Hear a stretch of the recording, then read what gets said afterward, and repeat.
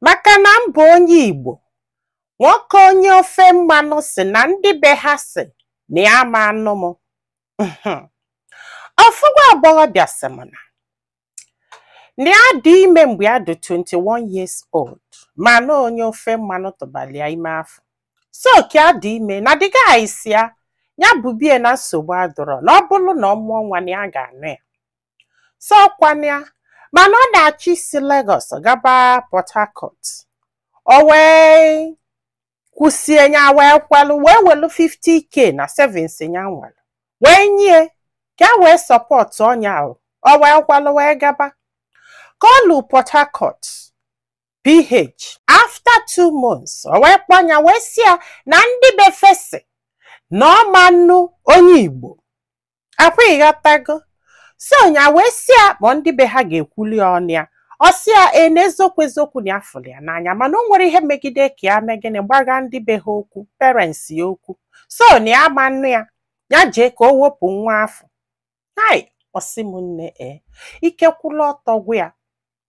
Aka na-ekwu this guy kpọzi anyị obido na-akpali ya na-agwa ya okwu dị iche iche. Kwụsịzi ikpe ya na fon ịgbagolu nnọọ gbazi anya nkịtị. Nye buketi ihe a ike kwụla ọtọ gwu ya. Nya wee gwe enyi nwaanyị wee si anya jee ọkalịa mma na o wepụli ebe dị guy si na ọ chọrọ. Maka na ya gwọrọ ndị befe ahụ na mami ya nọrọzi na papi ya nọrọzi na mama nnekwu ya bụ onye zọlụfa. Akwa ịghọtago. This guy wee si ma ọkwana ya. Nya wee si oke na ya ga-eje ka ya wopie. This guy wee dulie wee dujelu nurse na-ewepụ ndị mmadụ afọ. Nurse a wee chinye ya ọgwụ ya wee chịlụda ọgwụ wee nalụọ wee ṅụọ ṅụsịa apụta ụtụtụ ịgbagolunye bido n'afọ obele mme na arụ ya fụsịa mana ya file na o kwerepụ ọ gbasiri ike.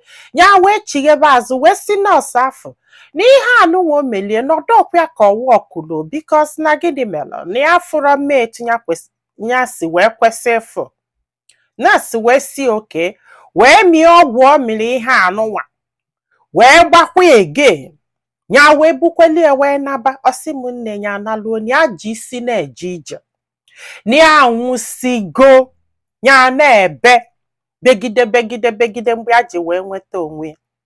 Mana still na ya fụrụ ihe tinye si kwesị ịfụ ihe ma ọ bụgodu mgbe ya na-afụ nsị ya. Ya wee chighebe wee sịkwa the woman na nwa ekwekwa apụọ. Ọsị m nne ọkwanye ahụ ka a gwalụ this woman wee sị ya na n'ihe a apụọkwa maka na ya fụrụ mme etinye si wee kwesị ịfụ even mgbe a na-afụ period na nke a dịzi very small. O wee sị ya na ọgwụ ya gbalịa siri ike rinne na o siri ike na o nwere nwa ọma mwepụ. Ya jee ka o jee scan na nwa na ya n'afọ anwụgo nọọ ka o jezie mee ivacue. Akwa ịghọtago. So kwanya ya wee jebe n'ụlọ ọgwụ wee lụọ mesia scan ha nenesie si ya na nwerekwa ife melụ nwa na nwa ka na ebe ọ nọ. Ya wee nataba mana ha si ya ya kọsialụfa ihe ya gabigego iji wee wepụ nwa maka na ha fukwulu si ya na ha fụ na ọ na-try mana ọ wọkụ. Ha wee si ya na ihe ọ ga-eme bụ ya na after 1 week or 2 weeks ya chigheta azụ na ọ bụ na ọgwụ afọ ga-alụ ọlụ na ọlụsigo ọlụ by then. Ya wee naba after time period finally ya wee chighekwa azụ wee nenekwa ọ bụrụ na nwa ka nọkwala ebe ọ nọ na nwa kwechielu ji na ya ma mpụọ. Ọsị bụ nne na ife melie mgbe agbalị ọgwụ anụ ụjọ ju ya arụ ya niile na-ama jijiji. Ya wee sị mba na ya ma mmezi na ihe a nwere ike ikpuli isi. Si m ọkwana ya. Ya wee decide ya ka abube nwa afọ ma ọ chọọ ma ọ chọghị. Ya wee bube dị nwa ahụ. Ọsị m nne after ihe niile ya bụlu nwa this guy gbachie nkịtị ya na-ata afụfụ sọsọ ya still na ya gwọrọ ndị befani ya chọrọ ka grandmother ya do very disappointed. Ọkwa ịghọtago. Ọsị m ọ na-agakwa ka imi lulu 8 months. The guy wee kpọọ ya wee si anya na ọ ka bụ dị afọ ime ya si ya ịmagolu o wee bido wee nyebezie nye 40k every month. Ịmagolu ma anụ how many months ọnụ. So nya wee ju ụlọ ọgwụ ha wee nenesi anya wee si na nwa anọrọ ọfụma na ọ gbagọrọ agbagọ ihe a na-akpọ ya n'oyibo bri ji.